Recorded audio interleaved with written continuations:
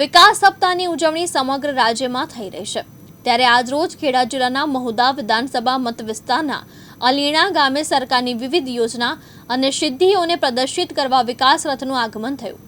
યોજાયેલા કાર્યક્રમમાં ઉપસ્થિત સૌને સરકારની વિવિધ યોજના અને સિદ્ધિ વિશે માહિતગાર કરી વિવિધ યોજનાના લાભાર્થીઓને સહાય વિતરણ કરવામાં આવી હતી તેમજ વૃક્ષારોપણ કરવામાં આવ્યું।